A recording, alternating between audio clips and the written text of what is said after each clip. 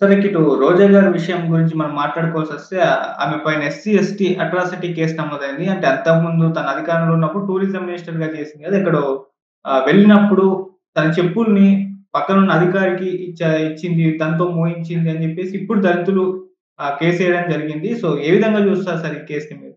ఆమె పూర్తి పేరు ఆర్‌కే రోజారెడ్డి. ఈమెకు అవును. దళితుల పట్ల ఎలాంటి అభిమానాలు, ప్రేమలు ఉండవు.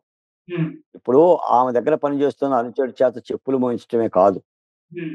గతంలో గూడా ఆమె ప్రతిపక్ష పార్టీలో ఉన్నప్పుడు గూడా, "మేము దళితులం గాదు, మీరు నా దగ్గరికి రావచ్చు" అని జెప్పేసని పోలీస్ అధికారులను మాట్లాడి, హ్మ్. దళితుల పట్ల చులకన భావం వ్యక్తం చేసిన వ్యక్తి ఆమె. అవును. మేము రోజా గారిని ఎప్పుడు కూడా పరిగణలోకి తీసుకోం. నేను చెప్పటానికొచ్చేసరికనే అసలు రోజారెడ్డి అనే వ్యక్తి రాజకీయాలకు కూడా పనికిరాదామె. ఆమె ఏదో హీరోయిన్ అవ్వటం మూలాన తిట్టకుండా, ఆయన్ని బాగా తిట్టి, ఆయన్ని తిడుతున్నందుకు జగన్మోహన్ రెడ్డి గారి దగ్గర ప్రశంసలు పొంది, జగన్మోహన్ రెడ్డి గారే నా కర్త, కర్మ, క్రియ రాష్ట్రాన్ని గొల్ల జేసి, పండక్కి, పబ్బానికి ఆనందంగా, ఆనందలోహరి అసలు మామూలు రాజసం గాదు. అధికారంతమున చూడవలె అమ్మవారి సోయగములు అన్నట్టుగా ఆమె అధికారంలో ఉన్నంత వరకు హ్మ్. జై జై నాయకులతో తిరుగుతూ, నోటికొచ్చినట్టు మాట్లాడుతున్న వ్యక్తి ఈమె. ఈమెకి ఎందుకు రాజకీయాల్లో అవకాశం ఇస్తున్నారో నాకైతే తెలీదు. హ్మ్. ఈమె దళితుల పట్ల చిన్న చూపే గాదు, దళితుల పట్ల ఈమెకి ఎలాంటి ప్రేమలు గూడా లెవ్వు. హ్మ్. ఏనాడు ఏ దళిత మహిళను గాని, దళిత నాయకుడిని గాని ఈమె పక్కన పెట్టుకున్న పాపాన బోలా. ప్రశంసించిన పాపాన బోలా. మొన్న ఆ మధ్య తమిళనాడులో గూడా మనం చూసాం. హ్మ్. పారిశుద్ధ్య కార్మికులు ఏదో సెల్ఫీ దిగుదాం దగ్గరకొస్తేనే వాళ్ళని దూరం దూరం అని చెప్పి. ఈమె ఒక పెద్ద మహారాణి. ఆమెకు ఆ మహారాణి. ఎవరి మాట ఈమేం వినే వ్యక్తి గాదు. కాబట్టి ఈమె ఈమె ఈమె చేసిన పర్యాటక శాఖలో ఎన్ని పర్యటనలు చేసిందో మనకే తెలుసు. హ్మ్. 101,00,00,000 ఆడుదాం ఆంధ్ర అని ఒక పథకం పెట్టింది. ఆడుదాం ఆంధ్ర తర్వాత సంగతులే గాని ఆమె రూ. 101,00,00,000 ఆడుకుంది. బాల్ ఖరీదు 400, బ్యాట్ ఖరీదు 700. ఋషికొండలో రూ. 480,00,00,000 ఖర్చు పెట్టడానికి ఏమే కారణం? అసలామె ఎందుకు గట్టింది? దాన్ని ఎవడు గట్టమన్నాడు? ఆ నిధులు ఎవడు శాంక్షన్ చేశాడు? ఈ రోజా గారి మీద ఎందుకు చర్యలు తీసుకోరు ప్రభుత్వం గూడా? ఎందుకు కేసు పెట్టదు? ఈ రోజున మాకు ఆత్మగౌరవం ఉంది గాబట్టి దళితులుగా నిజంగా దళితులంటే చాలా ఆత్మగౌరవం కలిగిన వ్యక్తులమే. ఇప్పుడు మా మా కులానికి సంబంధించిన వ్యక్తిని చెప్పులు మోయించిందని జెప్పేసని బాధపడి, మా కులానికి సంబంధించిన దళిత కులానికి సంబంధించిన వాళ్ళు ఫిర్యాదు జేశారు. మరి మేమే ఫిర్యాదు చేశాం గదా! రూ. 480,00,00,000 రుషికొండ మీద ఒక భవంతి కట్టి అవసరమైతే వాడుకోండి. లేపోతే అమ్ముకోండి.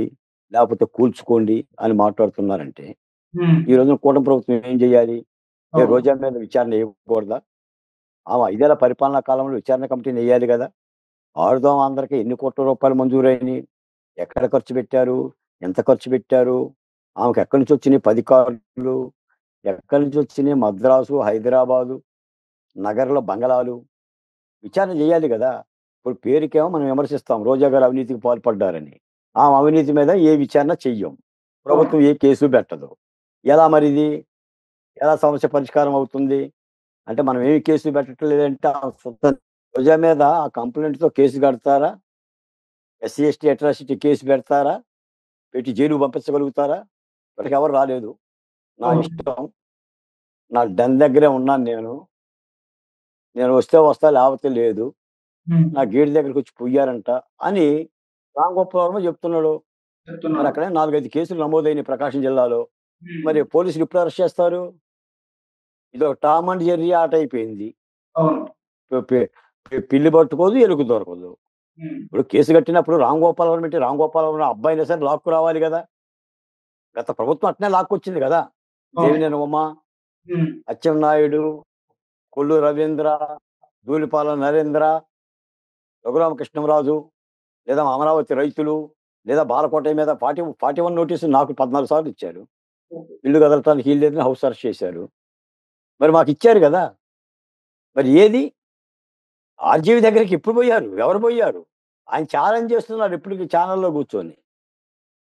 ఆయన ఛానెల్‌లో కూర్చొని ఇప్పటికి ఛాలెంజ్ చేస్తున్నాడు. లైవ్‌లు ఇస్తున్నాడు. అవును. మీరేమో ఆర్‌జీవీ దొరకలేదు. ఆయన భయపడ్డాడు. ఆయన మంచం కింద తొంగున్నాడు అని మనం మాట్లాడుతున్నాం. ఆయన మళ్ళీ ఛాలెంజ్ చేస్తున్నాడు. డైరెక్ట్‌గా అధికార ఛానెల్‌లో కూర్చొని ఇంటర్వ్యూలు ఇస్తున్నాడు. మరి ఈ వ్యవహారాన్ని ఎలా చూసుకోవాలి? ఒకాయన నేను అమెరికాలో ఉన్నాను. వారం రోజులు నాకు కుదరదు. నేను విచారణకు రాలేను. ఇంకొక వారం వస్తాను. గడువే ఉండని చెప్పేసి సజ్జల బాబురెడ్డి కబురు చేస్తాడు. ఆర్‌జీవీనేమో పోలీసులు నా దగ్గరకు రాలేదంటాడు. ఆ శ్రీరెడ్డి గారి మీద కేసు పెట్టారన్నారు. ఆ కేసు ఏమైందో తెలీదు. ఆ పోసాని కృష్ణమూర్తి కూడా హైదరాబాద్‌లో హ్యాపీగానే ఉన్నాడు. హ్మ్. ఆ పంచ ప్రభాకర్ హ్యాపీగానే ఉన్నాడు. ఇంకొక డాక్టర్ ప్రదీప్ హ్యాపీగానే ఉన్నాడు. ఏమైపోయారు? బోరుగడ్డ అనిల్‌ను, నందిగామ సురేష్ ఒకడు దొరికాడు. వీళ్ళిద్దరిని లోపలేశారు. ఇంకో జోలికి బోరా? ఇంకో జోలికి బోరైందండి. మరి కేసులు కట్టినోళ్ళు అరెస్ట్ చేయాలి గదా! అవును. మరి బోరుగడ్డ అనిలు వాళ్ళేం సుత్తపూసలని చెప్పట్లా. హ్మ్. బోరుగడ్డ అనిల్ చాలా తప్పు చేశాడు. తప్పుకు తగ్గ విధంగా దాదాపుగా ఇప్పటికే 60 రోజులేమో పైబడి దాటింది జైల్లో పెట్టి. నందిగామ సురేష్‌ని ఒక 70 రోజులు దాటింది. మరి వీళ్ళని వెయ్యాలి గదా! తాత్సర్యాలేంటి? ఒక్కొక్కడు సుప్రీం కోర్ట్‌కెళ్ళిపోయి ముందస్తు బెయిల్‌కి అప్లై చేయటాలేంటి? ఆ! నిన్న జైపాల్ గా సీఏ ఆఫీసర్‌ని, పోలీస్ ఆఫీసర్‌ని విజయపాల్ గారినేశారు. హ్మ్. అందరి మీద తీసుకోవాలి గదా! ఇప్పుడు హ్మ్. మేము పెట్టాం. రోజా మీద కేసు. ఆ హయాంలో అసలు ఎన్ని కోట్ల రూపాయలు ఖర్చు పెట్టింది? ఎక్కడెక్కడ ఖర్చు పెట్టింది? ఎలా ఖర్చు పెట్టింది? విచారణ జేయాలి గదా! అవును. దాని మీద కూడా కమిటీ ఎయ్యాలి గదా! కాబట్టి కూటమి ప్రభుత్వం నేను డిమాండ్ చేస్తున్నా. రోజా గారి మీద ఒక విచారణ కమిటీ ఎయ్యండి. లావాదేవీలు జరిపిందో గనుక్కోండి. దేనికెంత ఖర్చు పెట్టింది? ప్రభుత్వ హ్మ్. ధనాన్ని, ప్రజాధనాన్ని వృధా ఎంత చేసింది? హ్మ్. ఋషికొండకి ఆమెకి ఉన్న బాధ్యతేంటి? లింకేంటి? అక్కడ హ్మ్. డబ్బులిచ్చిన అధికారులేంటి? ఇప్పుడు ఋషికొండని ఏం చేస్తారు? అద్దెకివ్వలేరు, ఉండలేరు, నెత్తిన పెట్టుకొని ఊరేగలేం. అన్ని కోట్ల రూపాయల ఖర్చుతో పెట్టిన ఋషికొండని ఏం జేయాలి? ఏం జేయాలి? ఏ ప్రధానమంత్రి వస్తాడు? ఏ రాష్ట్రపతి వస్తాడు?